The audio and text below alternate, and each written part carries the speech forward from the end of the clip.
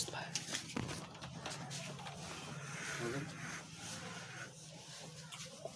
चलिए, तो आज हम लोग पढ़ेंगे जैव प्रक्रम और इसमें पढ़ेंगे छोटी छोटी बातें ताकि ऑब्जेक्टिव के रूप में हम लोग कर सकें। तो जैव प्रक्रम किसे कहेंगे, पहले जैव को समझ लीजिए। जैव मतलब होते हैं जीव, ठीक। सभी जीव जंतु किस में आएंगे, जिसमें भी प्राण है वो सभी किस में आते हैं, जीव में। अब प्रकर्म की बात कर लेते हैं। प्रकर्म का मतलब होता है क्रियाविधि, प्रक्रियाएं जो उनमें होती हैं, ठीक। तो देखा जाए तो दो तरह के जीव हो जाएंगे, एक सजीव और एक निर्जीव। तो मान के चलिए कि वह सभी क्रिया जो सजीव को क्या कर दे, निर्जीव से अलग बनाती हो, उसे क्या कहेंगे, जैव प्रकर्म कहेंगे, ठीक। जैसे श्वसन, उत्सर्जन, वृद्धि, गति। जैसे किसी चीज़ को, निर्जीव वस्तु को कहा जाए कि थोड़ा आगे की तरफ बढ़ो, तो नहीं बढ़ेगा, है कि नहीं। तो उसको बढ़ाने के लिए क्या किया जाएगा, उसको उठाइए और दूसरे जगह पे रख दीजिए। लेकिन सजीव को कहा जाए कि थोड़ा बढ़ो, तो वो जरूर बढ़ जाएगा, है कि नहीं। तो इसीलिए क्या किया जाता है कि वे सभी क्रिया जो एक निर्जीव सजीव को निर्जीव से क्या कर दे, अलग बना दे, उसे क्या कहेंगे, जैव प्रकर्म कहेंगे, ठीक। अब देखते हैं कि वे प्रक्रियाओं में कौन सहायक होता है, ठीक। तो सबसे मेन बात पढ़ लेते हैं पोषण के बारे में। तो ठोस पदार्थों का सरल पदार्थों में टूट जाना क्या कहलाता है, पोषण कहलाता है ना। ये पूछा हुआ क्वेश्चन है, ठीक। जिससे हमें क्या मिलता है, ऊर्जा मिलती है, ठीक। जिससे हमें किसकी प्राप्ति होती है, ऊर्जा की प्राप्ति होती है। उचित पोषण हुआ तो हमारे शरीर का भी विकास होगा, ठीक। पोषण के रूप में हम लोग कुछ चीज़ें लेते हैं जो ठोस रूप में होती हैं। देखिए, जैसे मान लीजिए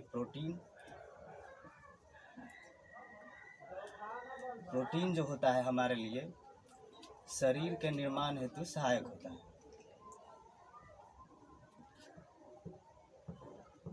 ठीक। और उसके बाद आते हैं हमारे कार्बोहाइड्रेट, फिर से वसा। ये जो होते हैं हमारे, हमें ऊर्जा देते हैं, ठीक।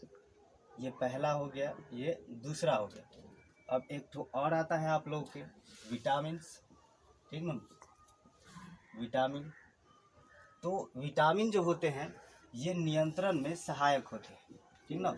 जैसे किसी भी चीज़ को नियंत्रित करना, जैसे किसी चीज़ की कमी हो जाने पर हमें बहुत सारे रोग हो जाते हैं, तो ये क्या करते हैं, प्रतिरक्षा करते हैं हमारी रोगों से, ठीक।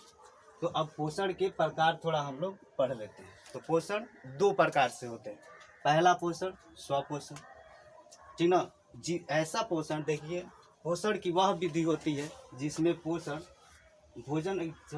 जिसमें जीव अपना भोजन क्या कर लेते हैं, स्वयं ही बना सके, उसे क्या कहेंगे, स्वपोषण। जैसे कि पेड़ पौधे, सभी पेड़ पौधे, लेकिन सभी बिल्कुल नहीं, कुछ तो ऐसे हैं जो, जैसे कि अमरवेल, ये सब जो होते हैं आपके मृतजीवी में भी आते हैं और परजीवी में भी।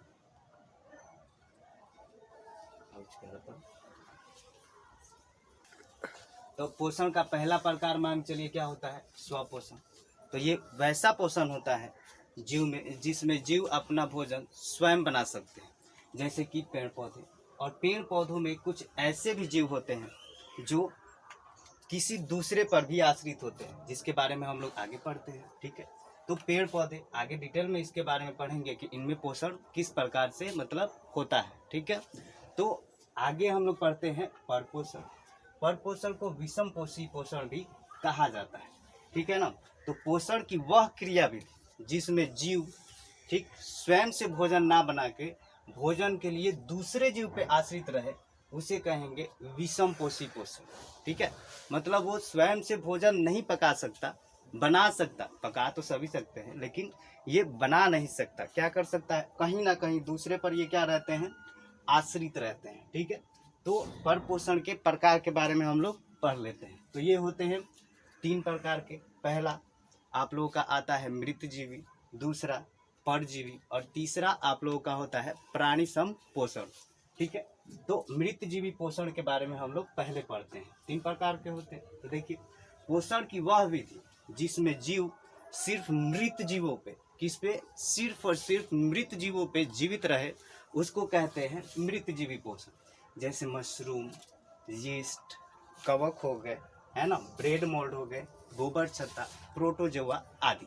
जैसे देखिएगा तो मतलब क्या कहते हैं, यदि बरसात के दिनों में कवक या फिर गोबर छत्ता जैसे पौधे अक्सर निकला करते हैं, ठीक ना, तो इन्हें क्या कहते हैं, मृत जीवी कहते हैं, ठीक। और इनको एक तरह से क्या कहा जाता है, अपघटक भी कहा जाता है, क्योंकि ये क्या करते हैं, अपच पदार्थ जैसे कि हम लोग बहुत सारे कचरे जो फेंक देते हैं उसको ये क्या करते हैं, सड़ा गलाकर खत्म कर देते हैं, जिसके कारण इन्हें क्या कहा जाता है, अपघटक भी कहा जाता है, ठीक। तो बारी आती है, पढ़ लीजिए अब परजीवी के बारे में। तो परजीवी पोषण किसे कहते हैं, ठीक। तो देखिए, जिसमें जीव, यानी पोषण की वह विधि जिसमें जीव दूसरे जीव के संपर्क में रहकर, ठीक ना, क्या करेगा, ये दूसरे जीव के संपर्क में रहेगा और अपना भोजन निकालेगा, ठीक ना। तो जिसके भी संपर्क में रहता है उसको बोलते हैं पोषी, ठीक। जैसे कोई जोंक है, वो भैंस से अपना रक्त चूस रहा है, तो उससे क्या कर रहा है, तो उससे वो भोजन प्राप्त कर रहा है। तो इस प्रकार से क्या हो गया, तो इस प्रकार से भैंस जो हो गई वो हो गई पोषी, और यहाँ पे जो जोंक हुआ वो क्या हो गया, हमारा परजीवी हुआ, ठीक ना। तो इस हिसाब से देखिए दो प्रकार के होते हैं। तो देखिए कुछ प्रकार देख लीजिए, जू, अमरवेल, ठीक ना, टेपवर्म, एंट अमीबा, प्लाज्मोडियम, है ना, जोंक, खटमल, मच्छर, ठीक ना, ये सभी के सभी क्या है, परजीवी है, ठीक। जैसे जू की बात करें तो ये मनुष्यों के बालों में रहकर खून चूसती है, इसको अंतः परजीवी कहते हैं। क्या बोलते हैं, अंतः परजीवी, यानी उसी के शरीर में रहकर अपना भोजन प्राप्त करेगा, ठीक ना। हम लोगों की तरफ में जैसे गाय में अठई या फिर जो भी पड़ जाते हैं वो, है ना। अब बारी आती है बाह्य मतलब परजीवी को। देखिए जैसे कि खटमल, खटमल बौला काट कर भाग जाता है, बताइए, शरीर में काटा, अब ढूंढते रहिए, बौला काट कर गया है, मोटा वाला पतला वाला पकड़ा गया, बौले को मसल देंगे, खत्म ही हो जाएगा, बताइए। सेतिये में बेचारा जिसने गलती किया वो तो पकड़ाया नहीं, बौला दूसरे पकड़ा गया, मार कर पीट कर लाते में काट देगा सब, है ना। तो ये जो है हम लोगों का क्या हो गया, खटमल जो हो गया बाह्य परजीवी है कि नहीं, क्या है, बाह्य परजीवी, ठीक। तो इसी प्रकार से देखिए अमरबेल, आप लोगों ने देखा होगा कि जैसे कि अक्सर बाहर की तरफ जाइए तो पेड़ पौधों पे पीला पीला या फिर हरा हरा कलर का बहुत सारी छोटी छोटी लत्तर टाइप का लगा रहता है ना, तो वो हमारे होते हैं अमरबेल, ठीक है। तो देखिए पोषी को समझ लीजिए कि पोषी कौन है। सपोज कीजिए कि परजीवी में पहचानना हो कि कौन पोषी है और कौन परजीवी है, तो सबसे पहले मनुष्य को उठा लेते हैं, क्योंकि जन्म के बाद तो सबसे ज़्यादा कीड़ा इसी सब में है, बोला तो पहचान जाएगा। तो मान चलिए हुगला रहा है कपार, तो ढील निकालेंगे, तो ढील को क्या बोलते हैं, जू, है ना। तो यहाँ पे पोषी आपका हो जाएगा मनुष्य, कौन हो जाएगा, मनुष्य, ठीक है। और परजीवी की बात करें तो हो जाएगा जू, है ना। अब सपोज कीजिए कि यहाँ पे पोषी में किसी और को उठा लीजिए, है ना। तो यहाँ पे परजीवी में किसको उठा लेते हैं, हाँ चलिए भैंस ले लीजिए, भैंस, है ना। भैंस चली गई नदी में, कीचड़ में स्नान करके आई, क्योंकि बावली को बहुत ही ज़्यादा गर्मी लगता है, डूब गई कीचड़ में, लीजिए ठंडी पाने के चक्कर में बावले को धर लिया इतना बड़ा बड़ा जो ले, ये लेकर आ गई वापस से उधर, है ना। तो यहाँ पे आपकी जो भैंस है वो पोषी है, क्या है, पोषी है, ठीक। और परजीवी की बात करें, है ना, तो परजीवी की बात करें तो यहाँ पे जोक होगा, है ना, बोला मोटा मोटा का पूरा मोटा हो जाता है ना। तो इसको क्या कहेंगे, पाँच कहाँ गया, है ना। तो ये इतना मतलब होता है। चलिए इतना तो समझ में आ गया कि प्रोटीन शरीर के निर्माण में सहायक, कार्बोहाइड्रेट, CH देख लीजिएगा, कार्बोहाइड्रेट, रुक जाओ, कार्बोहाइड्रेट एवं वसा, ये ऊर्जा के निर्माण में सहायक होता है। कार्य की करने की क्षमता के लिए क्या चाहिए, ऊर्जा चाहिए, है ना। हमको पढ़ाने के लिए भी क्या चाहिए, ऊर्जा चाहिए। आज भी सुबह में आए पढ़ाकर, पढ़ाने बैठे, आवाज़ ही नहीं निकल रहा था, बताइए, इसलिए बंद कर दिए रिकॉर्डिंग, चले गए वापस से, है ना। तो अभी समय मिला तो अभी हम लोग शाम में कर रहे हैं, है ना। तो यहाँ पे याद रखिए प्रोटीन शरीर के निर्माण में, कोई बोला मोटा ताजा हो जाता है, प्रोटीन ज़्यादा ले लिया, नहीं थोड़ा हष्ट पुष्ट हो गया, लाम लाहकार है तो समझिए प्रोटीन बढ़िया मिला है उसको, है ना। बचपन में यदि प्रोटीन ना मिले तो इंसान थोड़े नाटे खाटे हो सकते हैं, है ना। दूसरा है देखो कार्बोहाइड्रेट एवं वसा, इससे मिलती है ऊर्जा, है ना। तो इनसे ऊर्जा की प्राप्ति होगी, भाई ज़्यादा मिल गया तो आदमी हेंगे हो जाएगा, मोटा। बताइए। अब देखिए विटामिन, किसी भी चीज़ में, किसी भी चीज़ को मान चलिए किसी को कोई याद नहीं रहता, उन सब में कारगर कौन होता है, हमारा विटामिन होता है ना। चलिए तो अब पढ़ लेते हैं प्राणी संपोषण। तो देखिए पोषण की वह विधि जिसमें मनुष्य भोजन ठोस एवं तरल रूप में ले, यानी भोजन ऐसा करे जो ठोस और तरल हो। ठोस मतलब ईटा पत्थर मत समझ लीजिएगा, ठीक है। जैसे कि रोटी हो गया, फल हो गए, सब्जियां हो गई, ये वास्तव में ठोस रूप में होती है और हमारे शरीर में पचने के उपरांत, ठीक है, कोशिकाओं के काम में आती है, ठीक ना। जो हमारे शरीर के निर्माण में सहायक होती हैं कोशिकाएं, उनके निर्माण में क्या होती हैं, ये सहायक होती हैं, ठीक ना।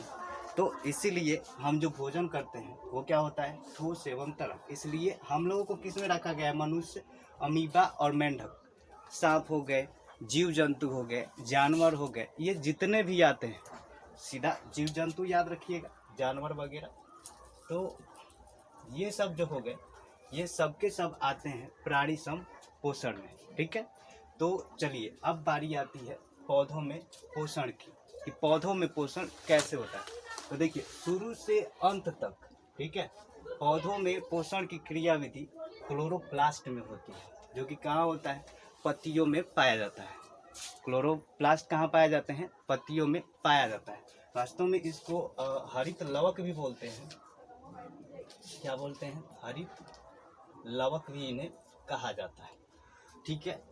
और इन्हीं में पाया जाता है आप लोगों का क्लोरोफिल, जिसके कारण पत्तियों का रंग कैसा होता है जी, हरा होता है, ठीक ना।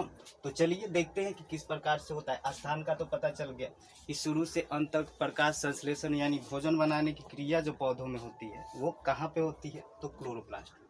अब पढ़ते हैं कि किस विधि द्वारा, तो प्रकाश संश्लेषण विधि द्वारा पौधों में पोषण होता है। तो देखिए प्रकाश संश्लेषण कहते किसे हैं, तो प्रकाश की उपस्थिति, देखिए प्रकाश, सूर्य के प्रकाश, कार्बन डाइऑक्साइड एवं जल की उपस्थिति में, ठीक ना, की गई प्रक्रिया क्या कहलाती है, प्रकाश संश्लेषण कहलाती है। जिसके उपरांत क्या बनता है जी, क्या बनता है, तो ग्लूकोज बनता है, जिसे कहते हैं C6H12O6, क्या बनता है, ग्लूकोज बनता है, जो कि क्या होता है, पौधों के लिए एक भोजन के रूप में रहता है, यानी स्टार्च कह लीजिए, इस प्रकार से ये रहता है, ठीक है। समीकरण देख लीजिए, समीकरण होता है C6, क्या बोल सकते हैं कि कार्बन डाइऑक्साइड के 6 अणु और जल के 6 अणु मिलकर क्या बना देंगे, तो आप लोगों के बनाएंगे ग्लूकोज और फिर से ऑक्सीजन, है ना।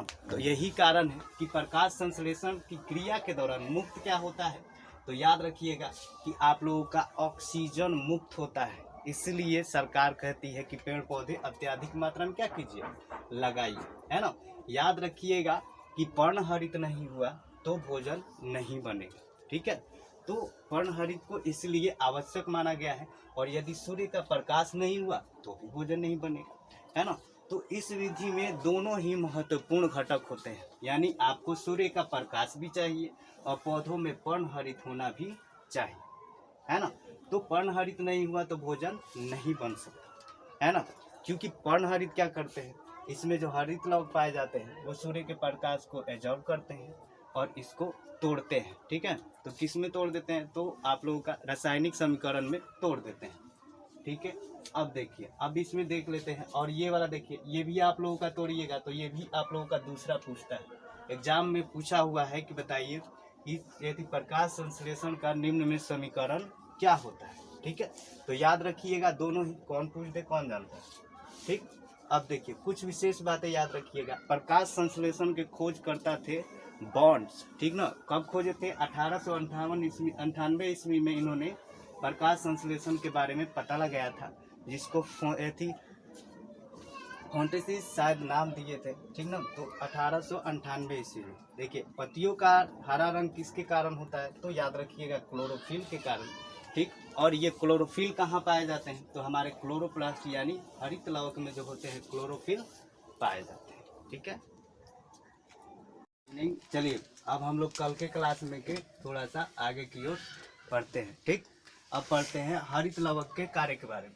हरित लवक तो हम पढ़ चुके थे, अब इसके कार्य के बारे में समझ लेते हैं। देखिए हरित लवक का जो कार्य होता है, प्रकाशीय ऊर्जा को रासायनिक ऊर्जा में बदलना होता है, ताकि पौधे स्टार्च का निर्माण कर सके और स्टार्च से क्या कर सके, अपना भोजन कर सके, ठीक। तो देखिए तो रासायनिक ऊर्जा में बदल जाएगा वो, तो भोजन के रूप में ये उसका प्रयोग करेंगे। अब देखिए अब इसमें जो है हरित लवक जो होते हैं, इसमें होते हैं रंध्र। तो देखिए रंध्र का क्या कार्य होता है, ये जो होते हैं गैसों के विनिमय में बहुत सहायक होते हैं। जैसे कि कह सकते हैं कार्बन डाइऑक्साइड, है ना, इसको भीतर लेना और ऑक्सीजन को बाहर छोड़ना, है ना, यानी कह सकते हैं वाष्पोत्सर्जन। इसमें क्या होता है, O2 हमारा बाहर निकलता है और फिर से क्या निकल जाता है आप लोगों का, जल भी साथ में बाहर निकलता है, ठीक है। यानी ऑक्सीजन और जल वाष्पोत्सर्जन के दौरान क्या होते हैं, बाहर निकलते हैं, ठीक है। तो इनमें ये क्या होता है, बहुत ही सहायक होता है ना। तो विसरण की क्रिया कहाँ पे होती है आप लोगों की, तो रंध्रों में होती है। तो देखिए स्थान कहाँ पे होते हैं, तो ये सदैव ही कहाँ पाया जाएगा, पत्तियों में पाया जाता है, ठीक है। तो जब भी पाया जाएगा ये कहाँ पे मिलेगा आप लोगों को, पत्तियों में मिल जाएगा, ठीक। तो अब देखिए कि रंध्र यानी अस्टोमाटा, इसको किस क्या बोलते हैं, अस्टोमाटा भी कहा जाता है, ठीक है। तो अस्टोमाटा का खुलना एवं बंद होना कौन नियंत्रित करता है, तो उसमें कुछ सेल्स गार्ड होते हैं, जिसको द्वार कोशिकाएं बोलते हैं, है ना। सेल्स गार्ड तो आप लोगों का इंग्लिश वर्ड हो गया, है ना। तो सेल्स गार्ड यानी द्वार कोशिकाएं जो होती हैं, रंध्रों का खुलना एवं बंद होना क्या करती है, नियंत्रित करती है, ठीक है। अब रंध्र कब खुले रहते हैं और कब बंद रहते हैं, तो देखिए रंध्र जो होते हैं दिन में जब प्रकाश संश्लेषण की क्रिया शुरू होती है उस दौरान ये क्या रहते हैं, तो दिन में ये सब क्या रहते हैं आप लोगों के, एक मिनट, यहाँ पे दिन में क्या होते हैं, मिस्टेक से लिख दिए हैं, है ना। दिन में ये जो होते हैं बंद रहते हैं और रात में ये क्या होते हैं, खुले रहते हैं, ठीक है। तो दिन के समय क्या रहते हैं, ये बंद रहते हैं, ताकि उनमें स्टार्च, देखिए बंद क्यों हो जाता है, जब प्रकाश संश्लेषण की क्रिया होती है, ठीक है। तो रंध्र जो होते हैं दिन में आपके बंद रहेंगे और रात में हमेशा क्या रहते हैं, खुले रहते हैं। कारण समझिए, दिन में जब प्रकाश संश्लेषण की क्रिया होती है तो पौधे जो होते हैं भोजन बनाने हेतु क्या करते हैं, जल का खिंचाव करते हैं ऊपर की तरफ, जिसके कारण स्टार्च का निर्माण होता है और रंध्र में वो क्या होता है, भर जाता है ना, जिसके कारण वो जाम रहता है और बंद रहता है। और रात्र के समय जैसे ही विसरण क्रिया आरंभ होती है, सारे स्टार्च जो होते हैं कहीं ना कहीं पौधों द्वारा उपयोग कर लिए जाते हैं और ये क्या होता है, रंध्र रात के समय खुल जाता है, ठीक है। अब देखिए इसमें पत्तियों की भी अहम भूमिका होती है, क्योंकि इनके कारण ही तो भोजन बना है। तो देखिए पत्तियों को क्या कहा जाता है, तो ये होते हैं प्रकाश संश्लेषी अंग, ठीक है।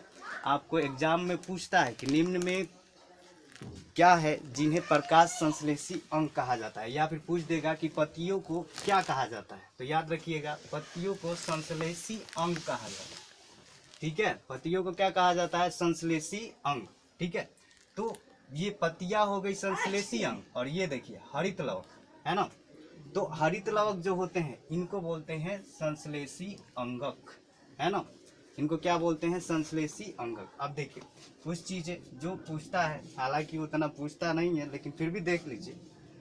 देखिए क्लोरोफिल पर आयोडीन का क्या प्रभाव पड़ता है ना। तो क्लोरोफिल पर जब आयोडीन की बूंदें डाली जाती है तो ये गहरे नीले रंग में चेंज हो जाता है, ठीक है। कैसा रंग बनाता है, गहरा नीला रंग, ठीक है। अब देखिए अमीबा पोषण पढ़ लेते हैं, पौधों में पोषण तो हो गया, अब अमीबा पोषण पढ़ते हैं, ठीक है। याद रखिए अमीबा जो है वो क्या है आप लोगों का, एक कोशिकीय जीव होता है, ठीक है। इसको कैसा माना पूछता है एग्जाम में कि अमीबा किस प्रकार का जीव होता है, तो याद रखिएगा ये एक कोशिकीय जीव है, ठीक है। अब देखिए अमीबा जब भी भोजन के पास जाता है ना, तो इसको अंतःग्रहण के लिए कोई विशेष स्थिति नहीं रहता है, तो इसलिए ये उंगली नुमा संरचना बनाता है जिसको कुटपाद या पदाप बोलते हैं। ठीक है, कुटपाद या पदाप।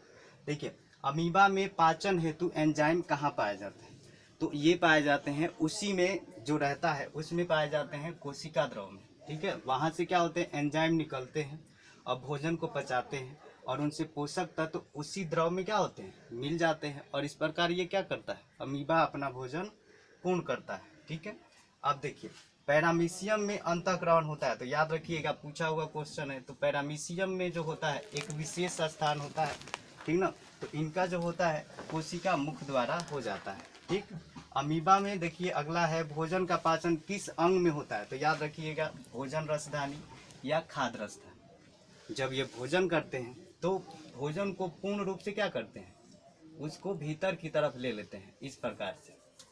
देखिए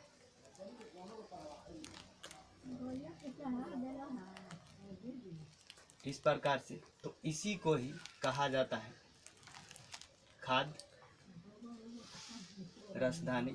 यहीं पे क्या किया जाता है पाचन हो जाता है भोजन का। ठीक है, तो यहाँ पे इसका पाचन हो जाता है। अब देखिए अमीबा भोजन के रूप में करता क्या है, तो देखिए ये अपने ही जैसे छोटे छोटे एक कोशिकीय जीव का भोजन करता है। ठीक है, डायटम का शिकार कर लेता है ना, बैक्टीरिया इसके शिकार होते हैं। तो इस प्रकार के जो होते हैं इन प्रकार के जीवों को अमीबा अपना भोजन बनाता है। ठीक है, तो चलिए अब अगले अध्याय में हम लोग पढ़ लेंगे मानव में पोषण, है ना। हम लोगों ने किस किस को पढ़ लिया, तो हमने पढ़ लिया अमीबा पोषण, पौधों में पोषण, और पैरामीशियम में भी हम लोगों ने देख ही लिया, है ना। तो याद रखिएगा अमीबा जो होता है अमीबा में भोजन के बहिष्करण हेतु कोई स्थान नहीं होता है विशेष। ठीक ना, भोजन के अंतःग्रहण हेतु तो वो कुटपाद का निर्माण कर लेता है, लेकिन उसको बहिष्कृत करने हेतु अपच पदार्थ जो होते हैं जैसे निकाला जाता है, तो उसको बाहर निकालने के लिए अमीबा में कोई विशेष स्थान नहीं होता है। तो बहिष्करण के लिए कोई मेन उसके पास तो कोई पार्ट नहीं है, तो इसलिए ये जो कण होते हैं किसी रिक्तिका स्थान पर यहाँ पे जो होती है पतली झिल्ली के फटने से बाहर निकल आते हैं। ठीक है, और पैरामीशियम में एक विशेष स्थान होता है। ठीक है, अगले में हम मिलते हैं।